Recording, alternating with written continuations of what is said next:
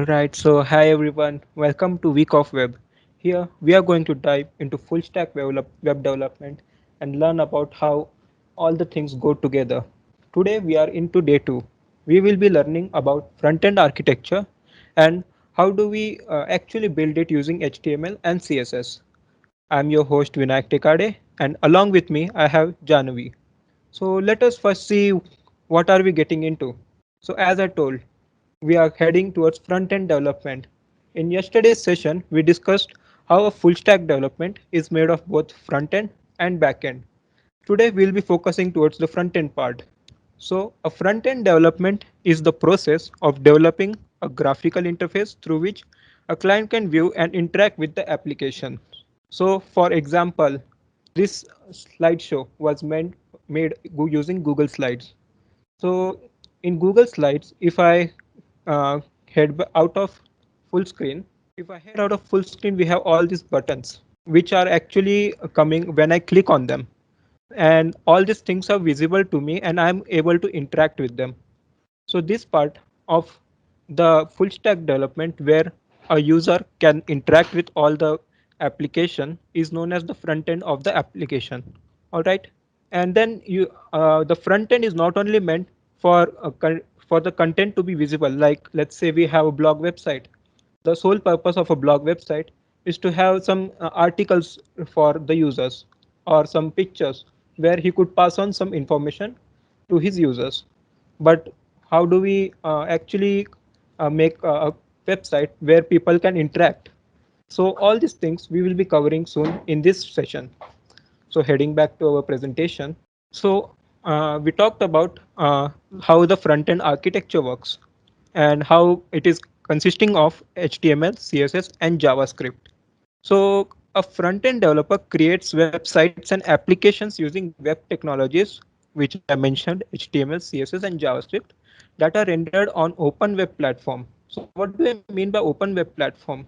So there is an article where it mentions that open web platform is where we can use certain technologies for which we don't have to sign up or pay something or even use the license for it, sign on a license for it. So all these applications are free for everyone to use. And these technologies are HTML, CSS, and JavaScript. There are other also which we are not covering in this session, that is SVG file formats. And all these things fall under open web platform. So HTML, CSS, and JavaScript fall in the open web platform, but there are other methods also to make a front-end architecture. Let's say we have a mobile application. So mobile applications can be built using HTML, CSS, JavaScript, but it needs to run on a separate operating system.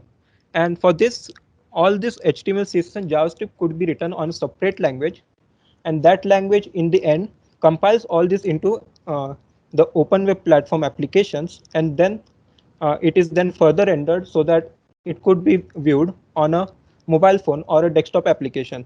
All right, so heading forward, we have HTML. HTML is the most important and the basic part of building a website. HTML helps developer create documents by using a proper syntax, which can later be rendered by anyone on the web. These syntaxes define what a component is in a document. Let's say in this slide we have a heading and then we have a list. All these things we have a syntax for it, and this syntax will define when an content written is a heading or a list, or if it is even an image. And then we have another scripting language, which is the cascading style sheets. In short, we call it CSS. CSS, as the name suggests, is used for styling your HTML documents. It is also a scripting language that can define the looks of each element in the HTML document. For example, a paragraph can be colored in yellow color, or a heading can be colored in blue color, like in this case. All the visual changes are supposed to be defined over here in CSS, where if we write some boring HTML with only black text, it actually makes the boring HTML look really cool. So you will appreciate it when we build our to-do list application today. Moving on, we have JavaScript.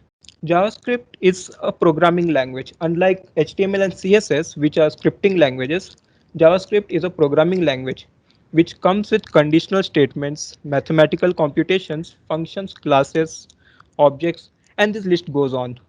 Being a programming language, we are able to define if and else statements. If a color is like this, then the icon should appear. Or if we are having it in a dark mode, then we'll probably need all the text to be in white color. All these things can be defined in a programming language itself because it can use conditions to define what actually needs to be done. Unlike CSS and HTML, they are only meant for telling the renderer that this object only belongs to this category, or this paragraph should be in black color only. It cannot perform any conditional statements like JavaScript, and hence we will need JavaScript to build our applications as well. Okay, I guess you are confused with all the HTML, CSS, and JavaScript. So let me make it easier for you.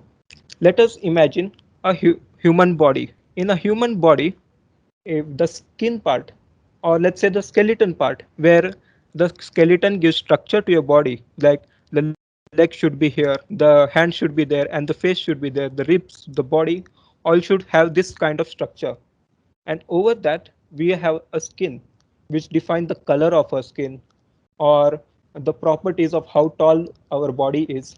All these things are defined by CSS. For functionality, we have tissues in our body, which actually helps in moving our hand or legs. We could, all this is possible by tissues, and similarly, JavaScript will define the functionality of our code. So let us go through it again. HTML will define the structure of our document. CSS will define how our document looks, and JavaScript will define how our application will interact with each other. So I guess now it is clearer. Now, what are the different ways of presenting a front end? So as I said earlier, a front-end developer creates website and application using web technologies that are rendered on open web platform. But there are other parts which are non-web based, like our mobile application and our desktop application, like we are using MS Teams right now. So MS Teams is built for only for to be worked on our operating system. It is specific to our operating system. How are these built? Because even these platforms need some front end for them. We will be discussing it here. So there are three types. One is web browser. A web browser, for example, we have Google Chrome with us. So what Google Chrome does is it fetches and displays all the code and then compiles it into showing a paragraph or a heading or a CSS property. This paragraph is of this color, heading is having such border. All these things are defined, and this is done by a web browser in the and it's compiled by a web browser and shown to the user. And the few popular web browsers are, of course, Google Chrome, Safari, Microsoft Edge, Mozilla Firefox, and Opera. Then we have having another types of browser which are called headless browsers. These headless browsers do not have a GUI built in them. We do not have a back button. We do not have a window. We do not have a title bar. We do not have tabs. We cannot click on any parts of the website. All these things are actually controlled by using the command line interface. And if and a few famous ones are Headless Chromium, Zombie, and Slimmer.js. Then coming to native applications. Native applications allow developers to create front-end architecture to work natively on the operating system of their choice. That means application could be directly installed on their operating system, like how we install applications on our mobile through Play Store or iOS App Store. All this is possible by using native applications. Like earlier I said, Microsoft Teams work on this technology and displays web content inside its own native application based on the operating system, which could be our Windows, iOS, or Android. So we have MS Teams for all the three, and they are not developed separately. They are developed together. And there are something called cross platform development, where we write code only once and then it could be displayed in different kinds of operating system without a problem. Famous frameworks are Electron, Flutter, and React Native. So yes, that is how basically a front-end architecture is made. We'll head on to how these technologies are actually coded. So over to you, Janvi. Thank you, Vinayak. So first, I'd like to start by introducing to the basic structure of HTML document. So this, what you see here, is the basic structure of a HTML document. So this doc type HTML, it defines that the tag defines that the document is of HTML. So over the years, we have many emerging. So this one we've got it in 2014, and now this HTML element is the root element of the HTML page.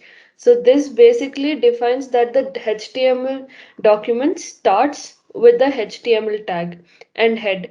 Coming over to the head, it contains a certain information which is like it's also called as the metadata. So this is used by the browsers, and it's not like visible to the outside. So it's used by the browsers to like display the content, and also used by search engines for keywords and such stuff.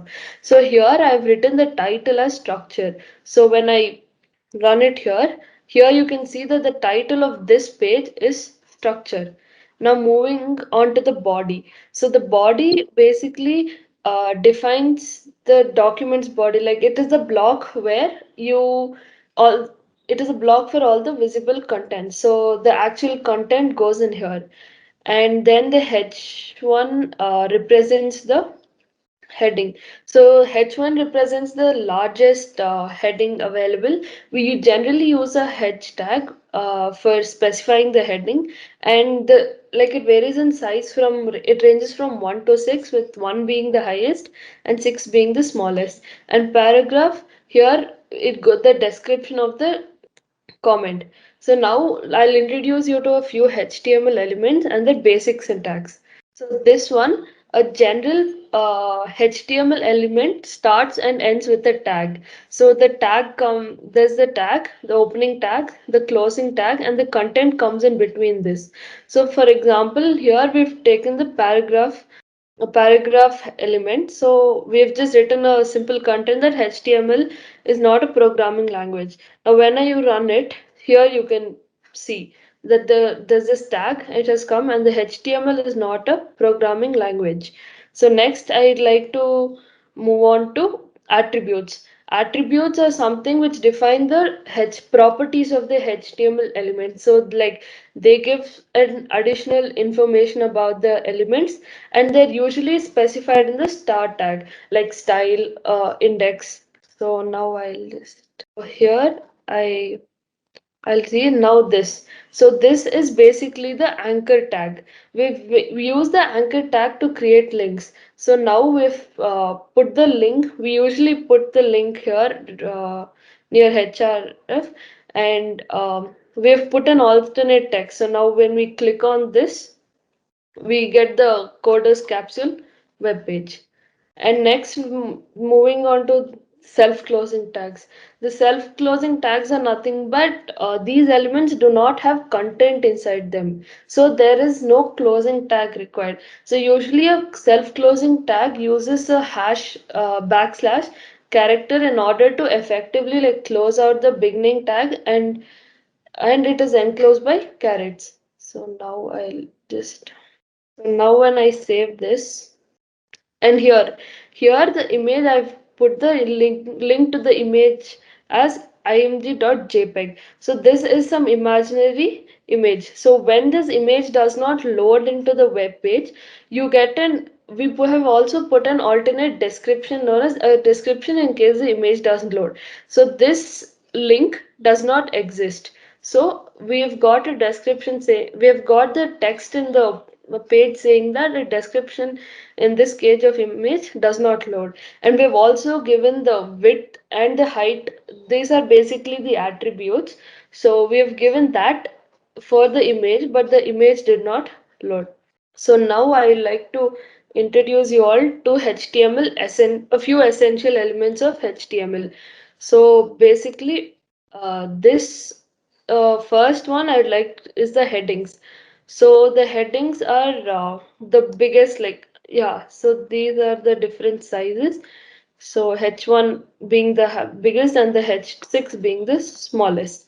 And then paragraph.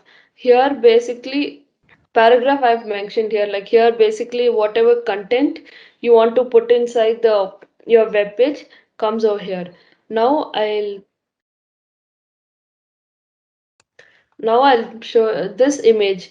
So now here I've put a link to the image which exists and alternate code I've put to it. So now this code as capsule I have put here. So here I have put the link to the image, and so we got this image. In case if this image did not appear here, we would get an alternate text as coders capsules logo with the width and height being for this image.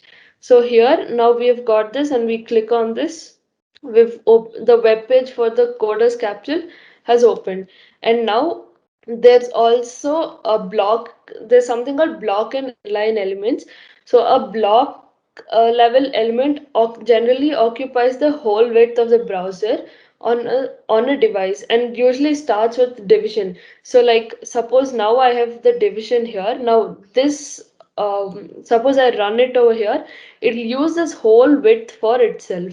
But whereas inline elements occupies only the space it requires.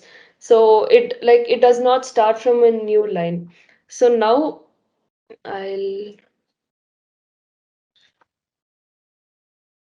So here now I have put it under this block element division, and I have given it a certain class. This class is generally used later in CSS and JavaScript for styling it. So under division I have put all the attributes I wanted to put for my image. So here it is, and this I have also put a link and this id link. This is generally a specific one. So here I have put for the coders capsule for the thing. Now I'll like to introduce you to class and id attributes, what I was talking here. So basically a class and id attributes are useful to define the name of an element.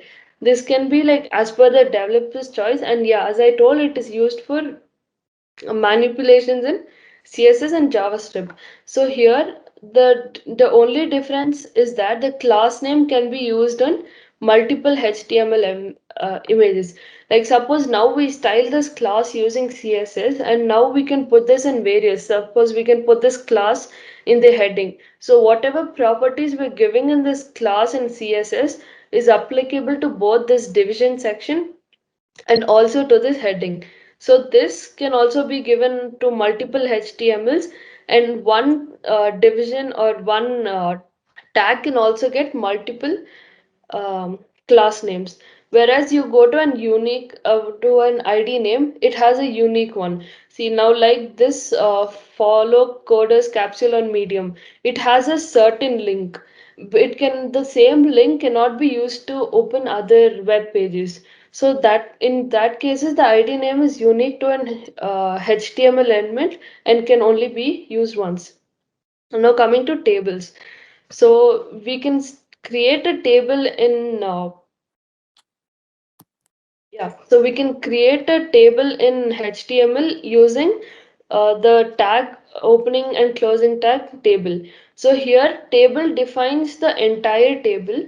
Yeah, so here you've got the table.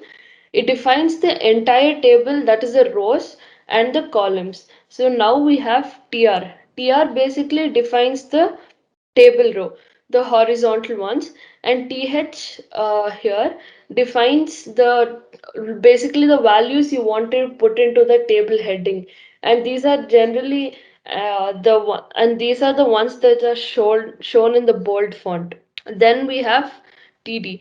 TDs and the TD tag defines basically the is the table definition where you can fill in the value of the cell. So here we have filled in like laptop stickers, and these are generally filled horizontally. Next, coming to HTML lists. So there are two types of lists. One is the ordered list and the other is unordered list. An ordered list is generally the listed items which are marked in numbers by default. I'll just so these are marked in numbers by default, and the unordered list is marked in bullet points like black circles. So here, OL. OL represents the, okay, first I've made a heading of ordered list and unordered list using the second size available. And then here OL represents the defines the ordered list. So under this ordered list, you're creating each element of the list, which is done by open and close tab li. So here you're creating again an unordered list, which is given by ul. So now I'll explain about HTML forms. Yeah, so this is the HTML forms. First, you're actually creating a form in the action page. It defines like the form and acts as a block for all the input fields. Now here using the input field, we have created a division and it has a certain class or form group where we add in all our styles in that. So here we have the input element which defines the input fields in the form. It can be like of various type and these types are defined by its attribute. So and then this br represents break line, so we like get this space in between, and then we're making another division of the same class form group. So here we put in labels. Labels are basically under this thing gender. So now gender, and then I'm also taking the input type to be a radio. These radios are nothing but these round circles. So here you can select one of the option of the three genders, and then we have the type checkbox. So here in the checkbox you can check-ins, multiple options, and then we also use the submit button where you can when you can like all the collected data will be sent to your user server. Now I'd like to move on to CSS. So CSS is basically where you can put in all your styles, like how you want your web page to look and stuff.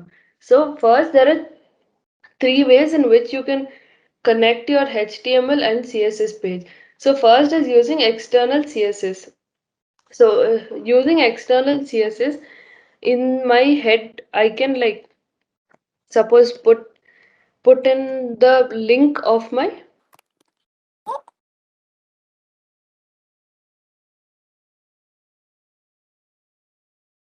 so basically here link is a self-closing tag. Now I can select my path of my CSS page and I can put it here. So here I have linked my CSS and my HTML page. So when I save it, all the properties that I have put in here can come over here, will start appearing over here. So first, and the other type of way where we can connect our CSS and HTML is using internal CSS.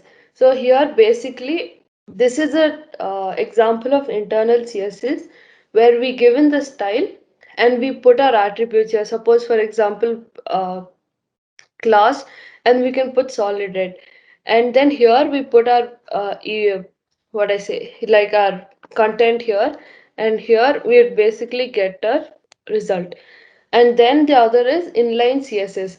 So here I have told that we generally use this attribute name to define our thing inside the tag. So here I can also make it like for example here.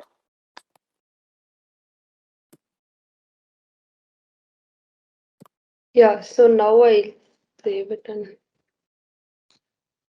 yeah, so moving on, the basic syntax of CSS rule is that we have a selector and a block of declaration.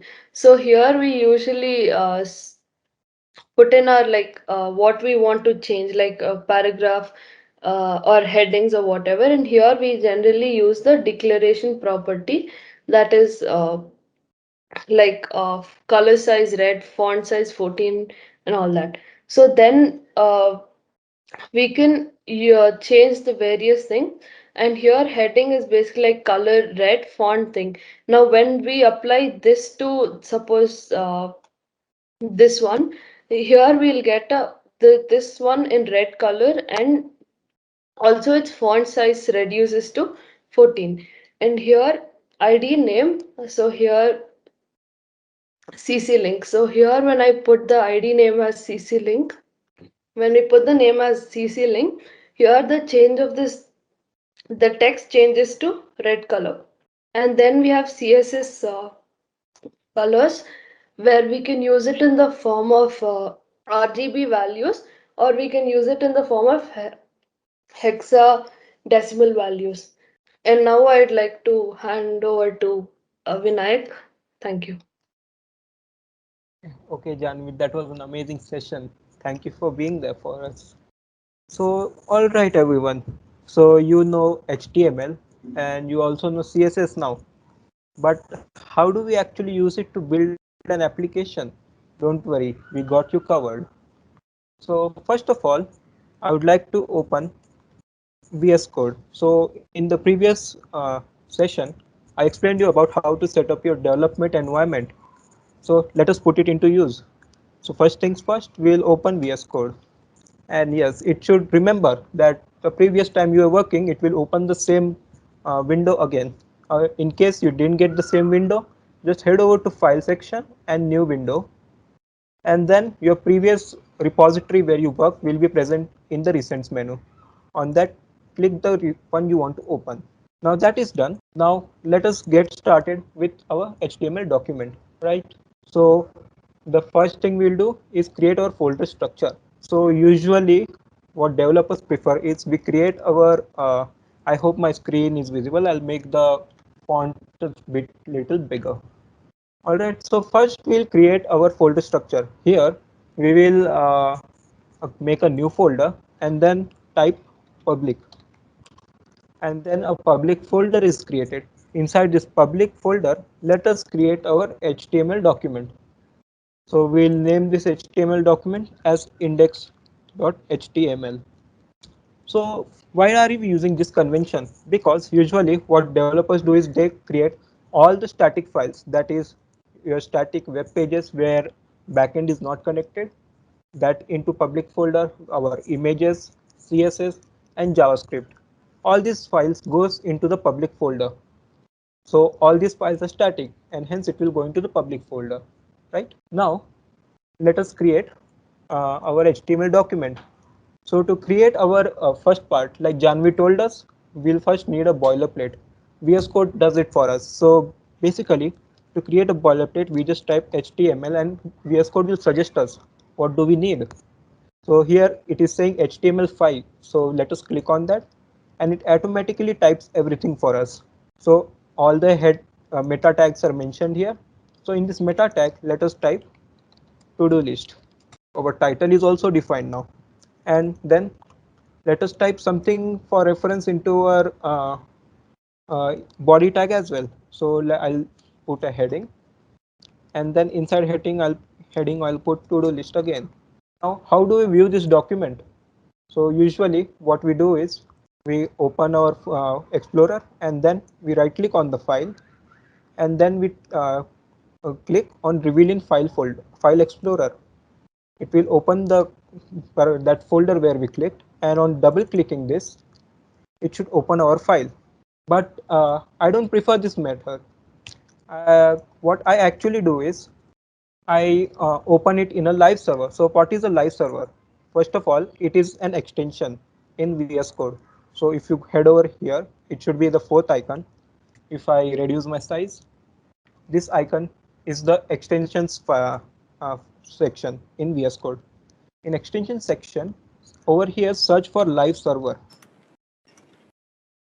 All right, and this is the first one. There will be an install button over here. Since I have it already installed, it is asking me to uninstall or disable. But for you, if you haven't installed it already, there will be an install button.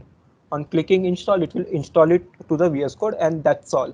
We are done installing live server. Very easy, right? VS Code makes things very easier for us, and that's why we're using it. Now heading back to our HTML file, we will right click over here and then click on open with live server, and it will open a new folder for us. So in case we change something in our file, let's say I put, instead of to-do list, I put things to do, and then I save it. Remember the last time, if your file is not saved, it will show you this dot. And as soon as we save it using Control S button, this will change into cross button, helping us to close the file. And then as soon as I saved also, another thing you might have noticed that this page automatically reloaded for us. So live server does this for us and makes it very convenient for us. We don't have to click on reload every time, right? Yes. Now let us go ahead and build our application properly. So I'll remove this head tag as of now. So first of all, I would like to have a container in my application which will contain all the code, and I can then easily move it around uh, in my workspace or the HTML body over here. And then the shortcut button, the usual method to create a division is using the div tag. So we'll type div here, and then we'll close the tag, and VS Code will automatically use its IntelliSense technology to autocomplete it for us. So as soon as we start a tag, it will end it for us automatically. And then inside a division, I would like to call it container, as I said earlier. Now to create classes like this, there is an easier method in VS Code directly. We could just put dot over here, the similar way how Janvi explained us. In CSS, we select a class using the dot operator. So here the dot operator we are using, and then we are typing container. And then as soon as I click on enter, it will auto complete it for me. Helpful, right? Yes. So I need only one container, so I'll remove one container for now. And then we will add the heading again, which we made earlier. So I'll put things to do over here.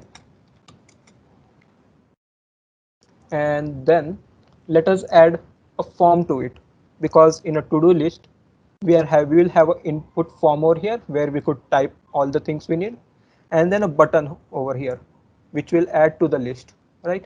So let us make all this structure properly now. So now I'll make a form, and then there is this action attribute which allows us to connect the form to our backend.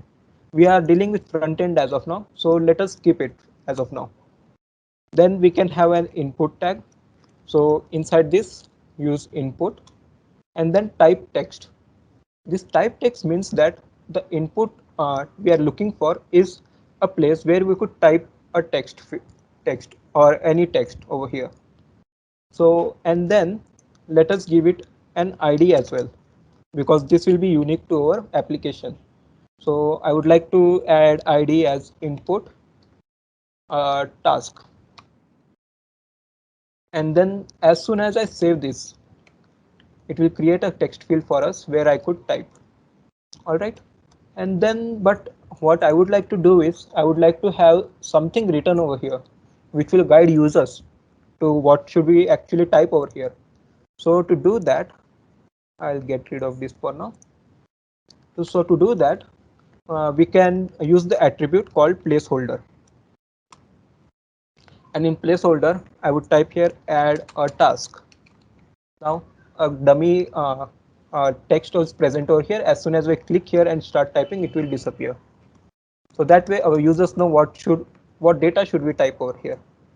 And then a form is ready, but a form without an submit button is never ready. So a form should always have a submit button over here. So to create a submit button, I'll put another input field, and instead of type text, I'll put here submit. And then as soon as as soon as I save my file, it will add a submit button. I don't want submit written over here. So what I will do is I will add its value as add, and then I'll save. The button changes its value, and our form is ready with this. Now, since we are making a to-do list, then where is the list, right? Let us create a list now.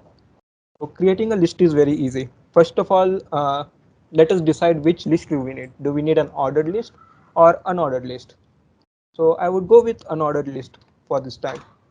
So unordered list is defined by UL tag, and inside UL tag we can define individual lists as well, list items as well.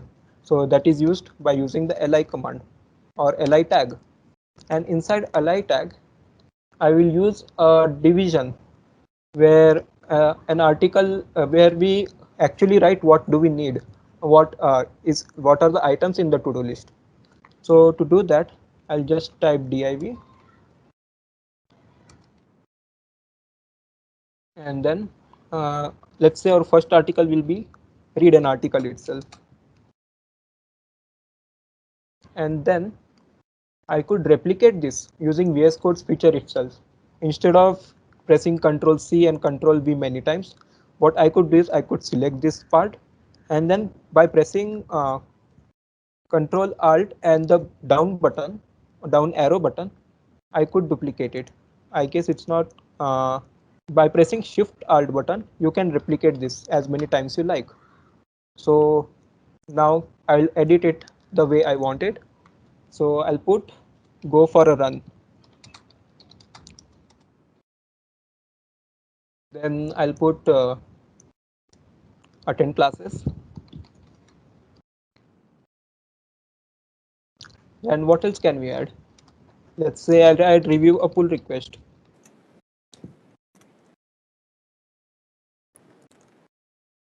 Then I will add okay, all fun makes the jack very, there is some article, right, or some idiom, all work no fun makes the jack something, right? So let's play some, let's say I like to play video games, I'll put let's play Valorant. And then I guess we are having a lot of items already in our list, so this much is enough. As soon as I save this, a list will be added over here.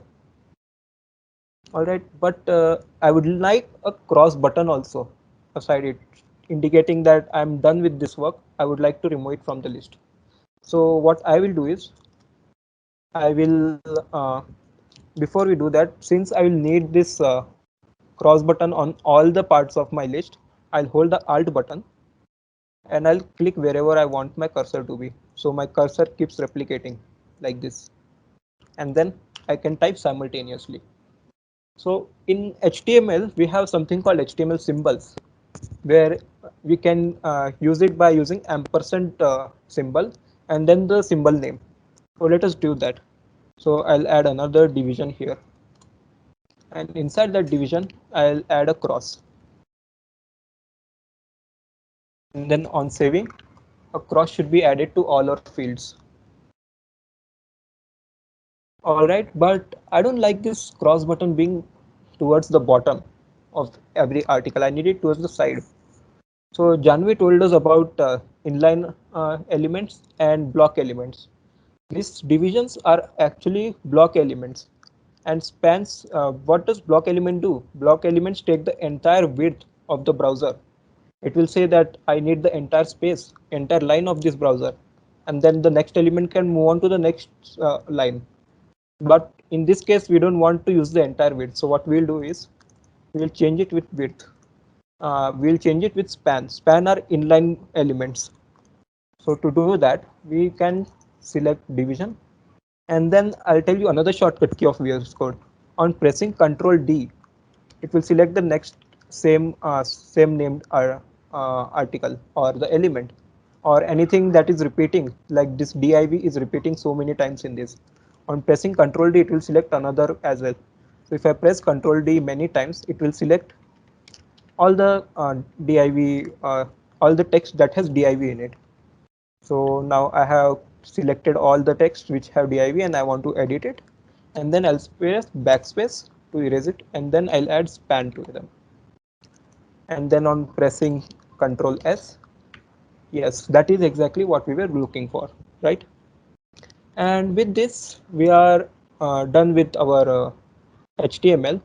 But before we do that, I would like to name this element so that it is easier for us to select them in our CSS. So let us add classes and IDs to this. So our list will be coming only once. in our application. So this list can be given an ID. What ID shall we give it? Let us give it tasks, right? And then let us give this li tags as well some ID, or instead of ID we can give it a class name, because ID can appear once but classes can appear as many times as they want. So I'll select all the li's over here, all the li starting tags over here, using, I'm holding the alt button over here and then selecting using my mouse, and then space.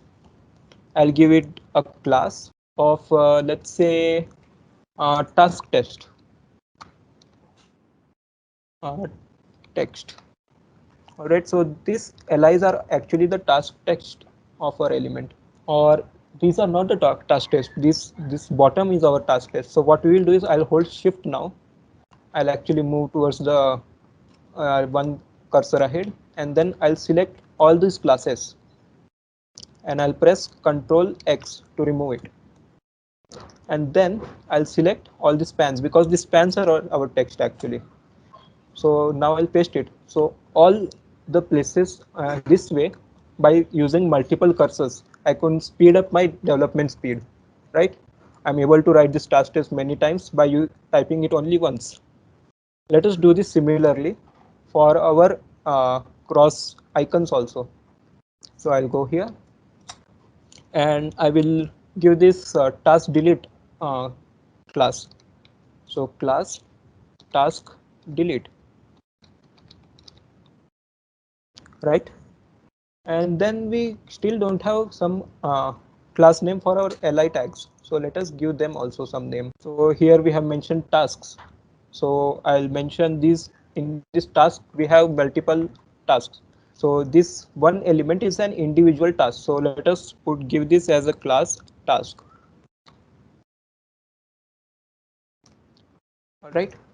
So now our HTML is properly structured. Now let us add CSS to it. So how do we add CSS to it? Okay, quiz time. How do we add CSS to our HTML file? Give me any one method. Out of three, give me any one method in the chat box. I'm waiting for you. All right, yes, we can use external CSS. Any other answers? Using style tag, internal CSS, yes, they are all correct. So these are the three methods of adding CSS. The best one I feel is the external CSS, because our code is not getting, we don't have to add styles to this same file itself, and our code is not getting cluttered over here. So let us add CSS to our CSS file first of all. Let us create one CSS file. So in the public folder itself, I'll create a CSS file. So let us call it style.css. We'll create a new file called style.css for me. And then inside our HTML file, I'll link this CSS file to our HTML file. So I'll go to the head tag in my HTML, and before title, I'll add the CSS file. So as soon as I type link, this VS Code will automatically suggest me, what do you want to link? I want to link a CSS file. And then here it will autofill style.css for me. And I'll save it over here.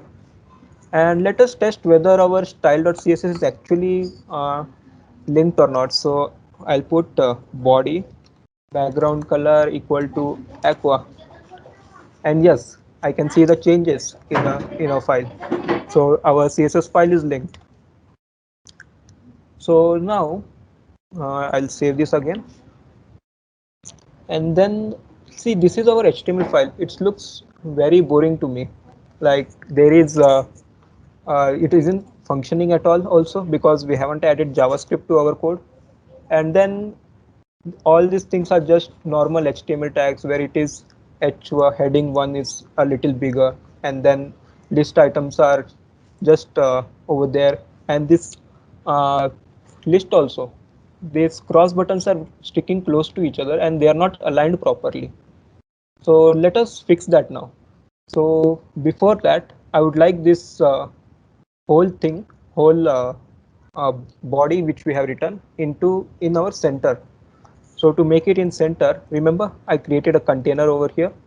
So all these files, all these lines are this heading input form, and the list is under container. So we can use this container to bring all our elements to the center. So to do that, I'll select our container. So our container is a class. How do we select a class in CSS? We use the dot operator, and then I can type container. And in this container, I'll add margin. Okay, for margin to work, we actually need a width defined of our element. So I'll add a width of let's say 600 pixels, and then I'll add up some margin to it so that it can move towards the center. So CSS does that automatically for us. So if I put 0 as our y-axis, and then I put auto as our x-axis, and then I save, all the elements will be towards the center. Okay, I made some mistake over here. No, there is no mistake. We have it in the center.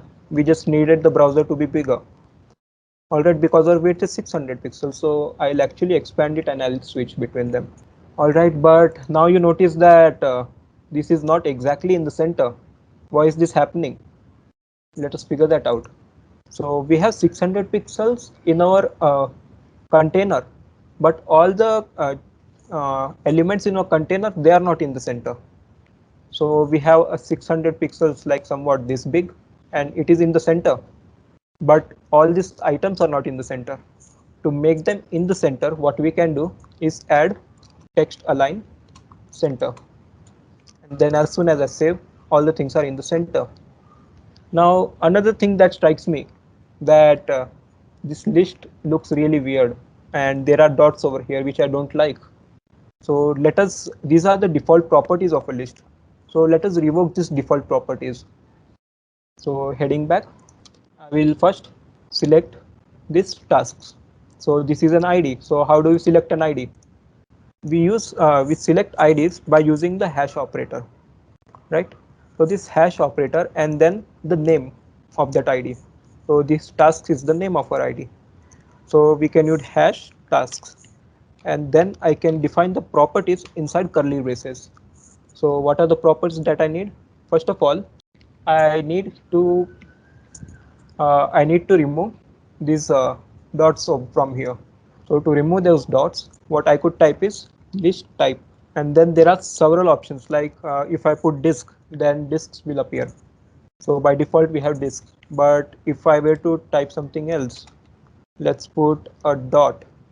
All right, so we have circles as well over here. So VS Code has all those options mentioned, and see, there are circles over here now.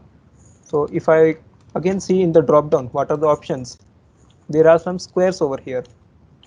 So I can see, and now if I zoom into it, you can see they are squares, right?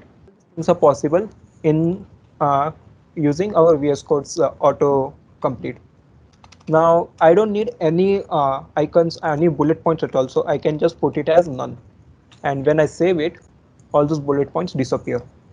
Right now, I need some margin to be there. So I need this padding to be removed. I can see that these are in the center, but there is still some padding over here. If I move on to developer console, it will by pressing F12 I opened it, and then I select the UL tag over here. So you see the whole element is in the center, but there is some padding only for the lists.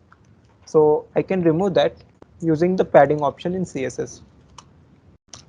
I'll put padding 0, which will remove padding from all the sides. And then I'll add some margin also to it, so that it is somewhat inside our, it is somewhat closer to the center. And when we add a bigger text, it will look better. So I'll add some 20 pixels of margin. And now if I look over here, it will looking really proper, and if I check, the padding is also removed now, and it looks a lot better now, right? Now let us style the individual elements like these lists. We can see it's the cross button is still, the cross icon is still very sticking to all the icons, all the text we have. So let us fix that. So how to do that? First we'll select our lists. So our list we have given class as task. So let us do that. We'll select the class dot using dot operator, and then we will type task. And then in this task we will add some uh, margin to it.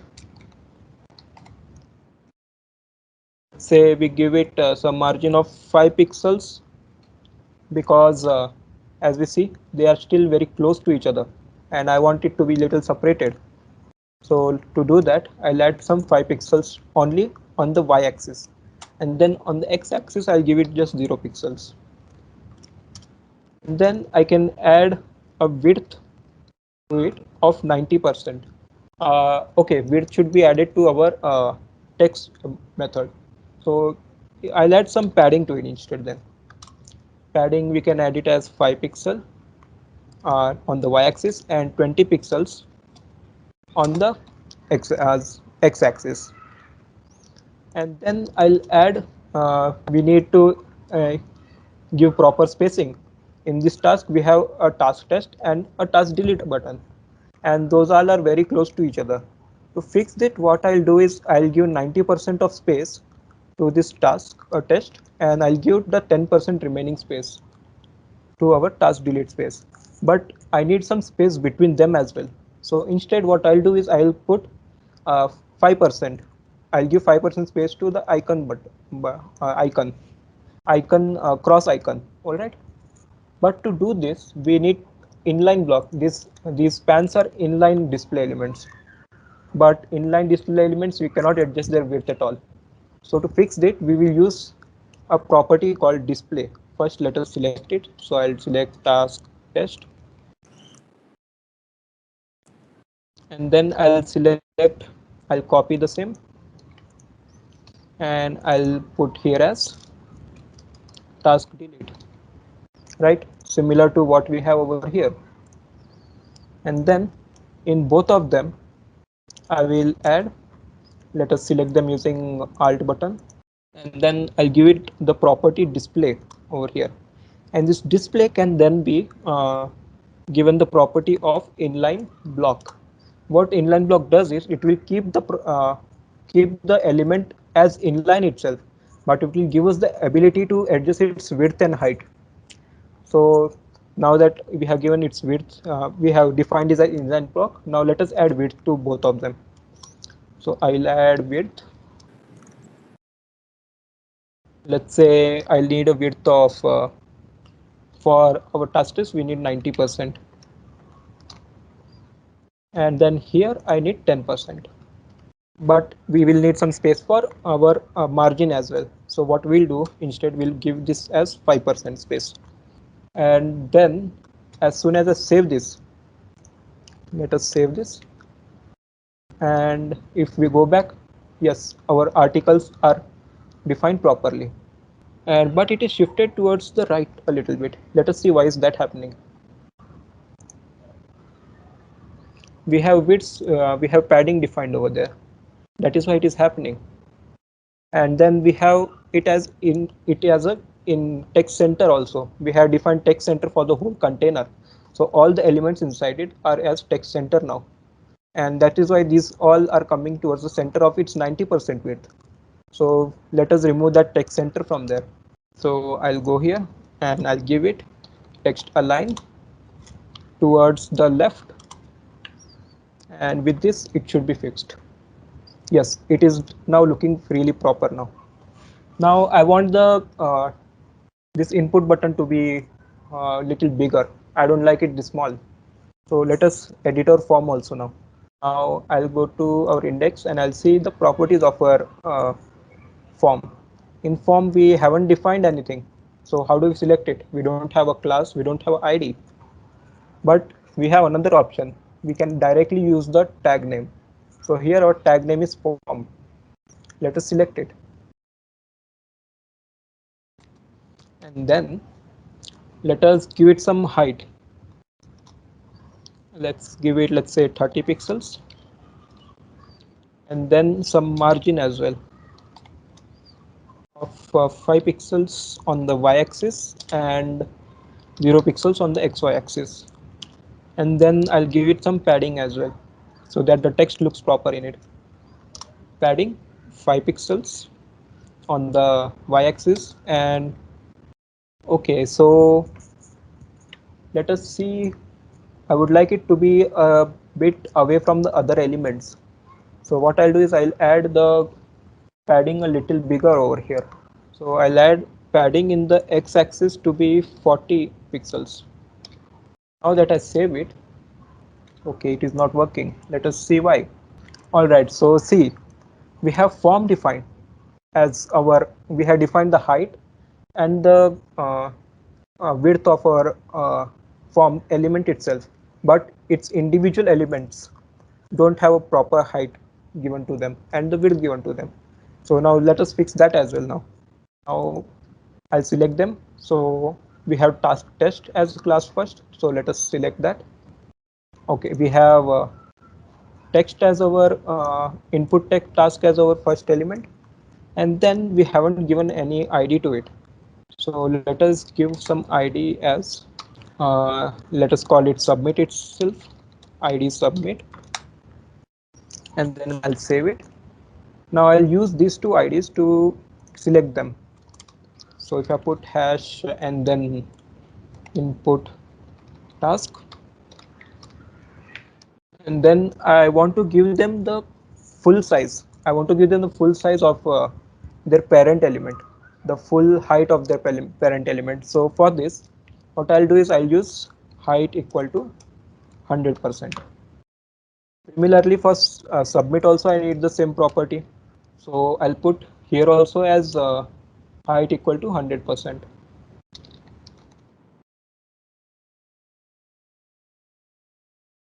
Now you see this input task is a lot bigger, but if we look at it closely, this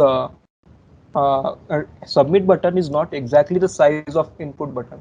So let us give it some more height now, shouldn't we? So let us give it a proper height now.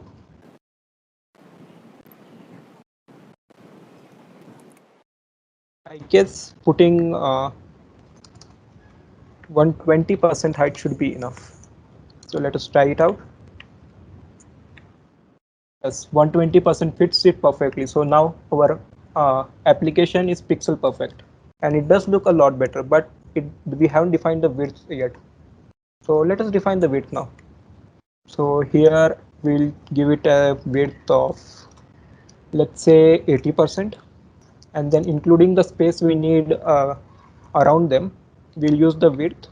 Let's give it 5% extra width, so it will be 15% over here. And now if we look at it, yeah, doesn't it look proper now?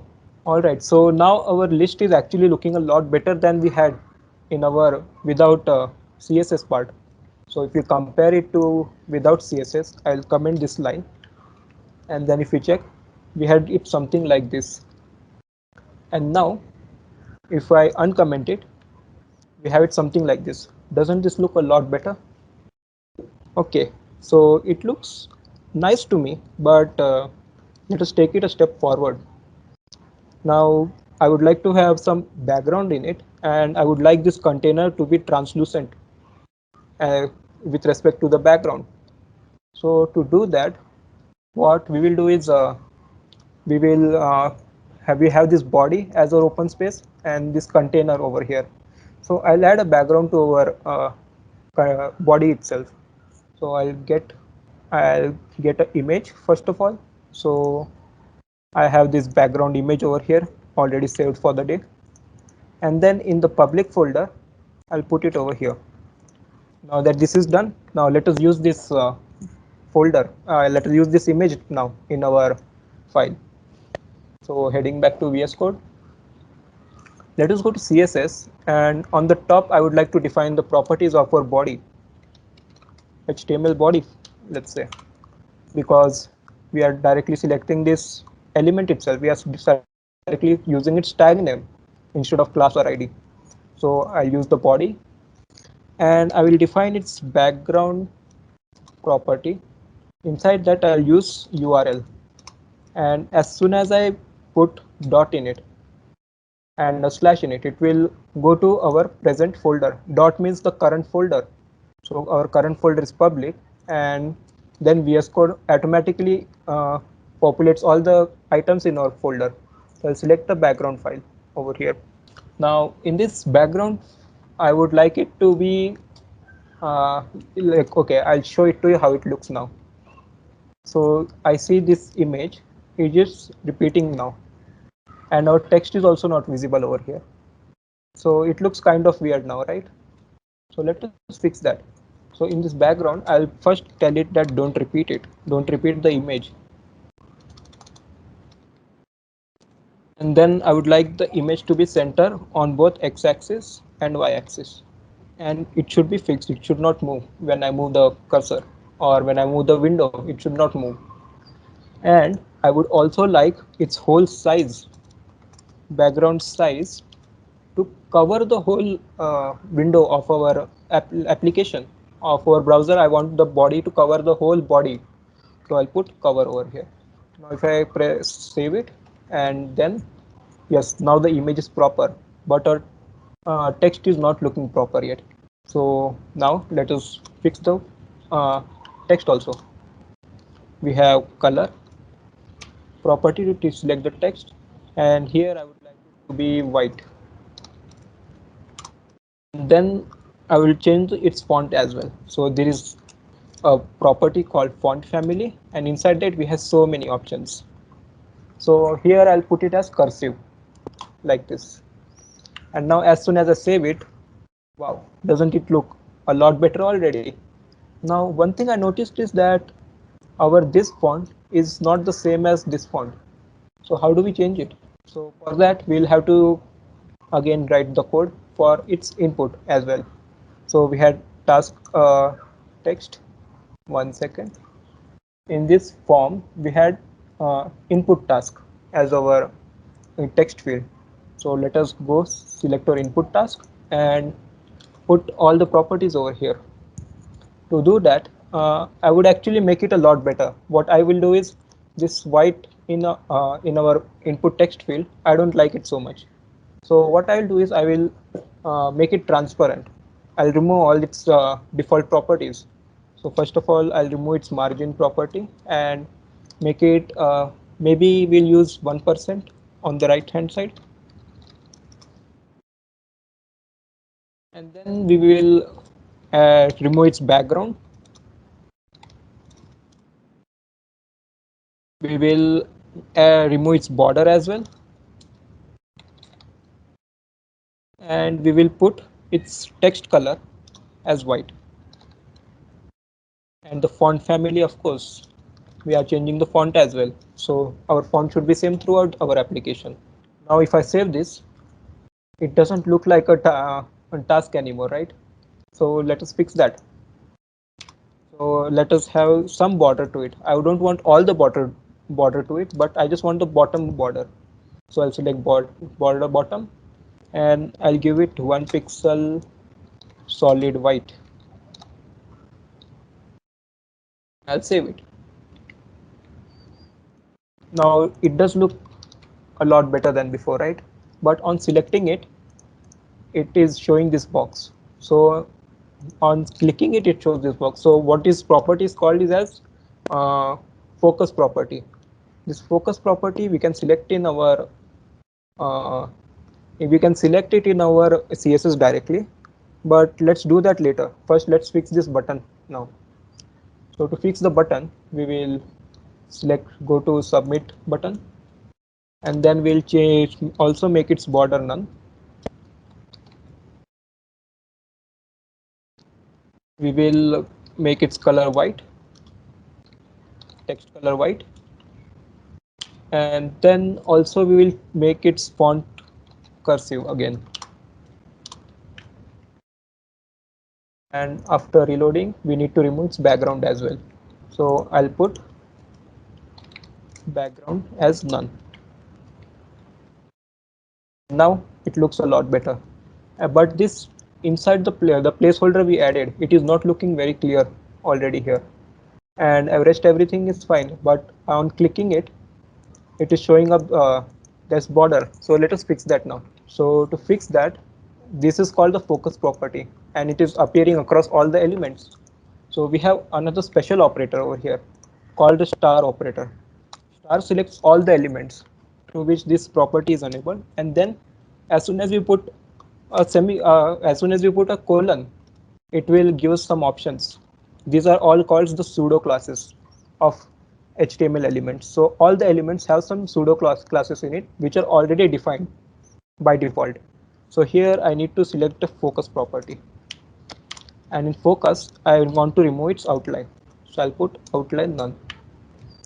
So now on clicking it, this that outline doesn't appear at all. Let us fix this placeholder as well. So I'll go select input task, and below it itself I'll select its pseudo classes. So I'll select the browser properties because this color is depending on the browser itself. So we are using the double colon here, and here I'll select WebKit input placeholder. So WebKit input placeholder we have, and then we will define the color to be white. Okay, now it looks a lot better, right? But I told that in the container I need it to be translucent. So this is where the advanced CSS begins. We will go to our container and then add properties to it. So our container shall be we have one CSS property called backdrop filter.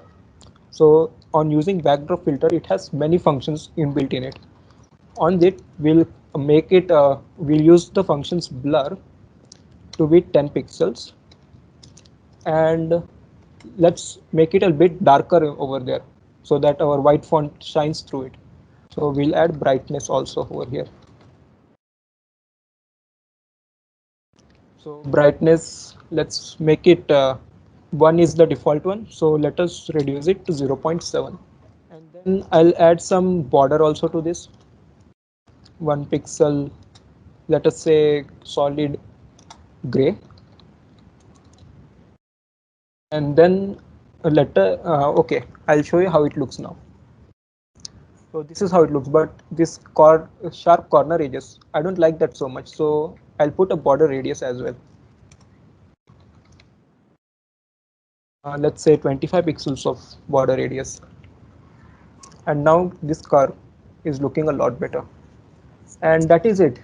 Doesn't it look a lot better now, right? We started with, let me show you again.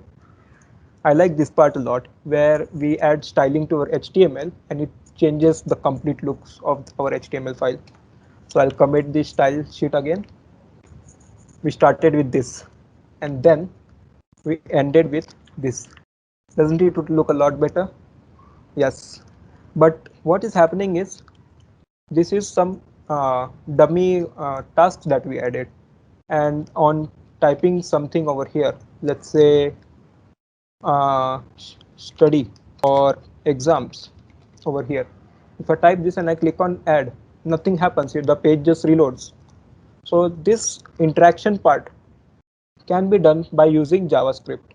So in the next session we will be learning how JavaScript works. So heading back to a PPT. So yes, we in the next session we will be studying the basics of JavaScript. We'll learn how to program in JavaScript, and in our today's session and yesterday's session we completed setting up our development environment, how to use Git and GitHub. Oh, by Git and GitHub I just remember now that all these things are there. This should also we should let us put it in our Git repository as well. So yesterday we set up our GitHub repository as well, right? So I'll show you the GitHub repository.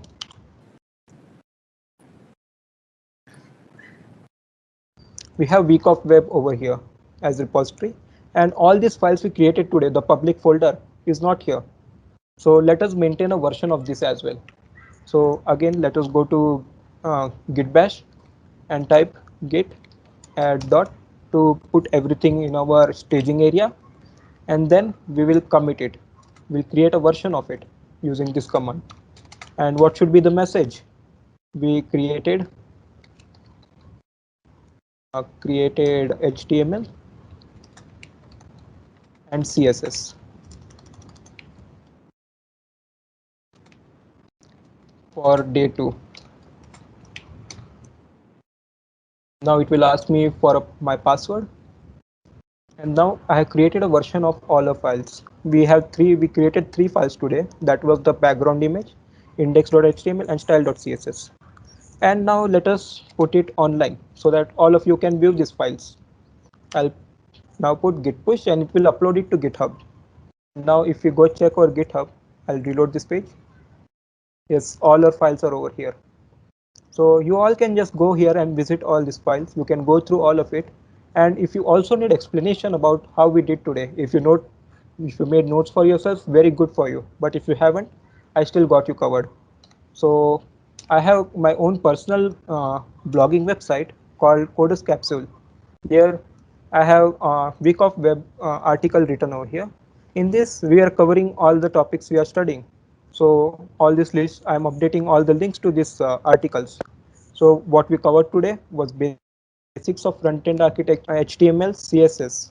So let us, so if you are stuck in some step, let's say you are trying it out today and you're stuck at some step, you can go to this article, read about what all we did, and all the proper explanation is there over here.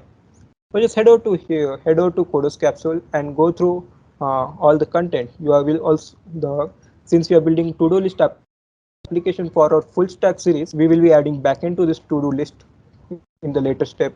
We will be using document object model manipulations. So all these things are present in the article. So yes, in the end we have to-do list also over here, creating HTML document for to-do list application. So everything is covered. You just have to go make an effort out over there. And then I promise you by the end of this session, you will learn how to make a full stack application.